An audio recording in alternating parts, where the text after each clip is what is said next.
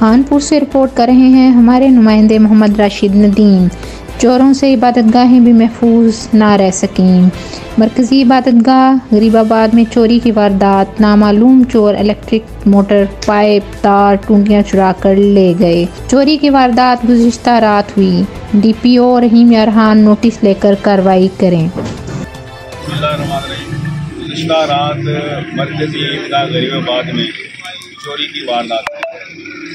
चोरी इस तरह हुई है कि ये तारीख की पहली चोरी है। इससे पहले आज तक ईदगाह में चोरी नहीं हुई।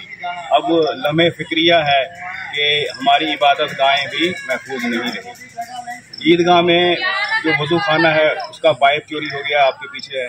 उसकी मोटर चोरी होगी, मोटर के साथ जो पाइप थे वो चोरी हो गए, वाल चोरी हो गया, तारें वगैरह चोर ले गए हैं।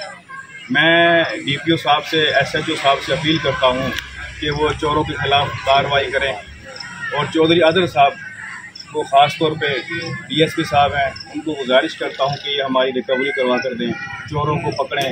अब हमारी इबादत गाहें महफूज नहीं है तो क्या खानपुर में महफूज होगा। हमारा तकरीबन 1.5 से 2 लाख का हमारा ये नुकसान हो गया है। अब लोग आते हैं जनाजे के लिए, जनाजा पढ़ते हैं, हमारे जनाजा पढ़ते हैं और ये ईदगाह भी है और तकरीबन हज़ारों लोग यहाँ ईद नमाज पढ़ते हैं, ईद उल फितर पढ़ते हैं, ईद उल अज़हा पढ़ते हैं। ऐसे और बहुत सी इवेंट वगैरह भी यहाँ पर होते हैं। अब इस वक्त वज़ू के लिए बिल्कुल भी जगह नहीं है। हमारे ये पौधे हैं, ये सारे कुछ होने जा रहे हैं। तो मेहरबानी फरमाएँ DPO साहब, DSP साहब और SHO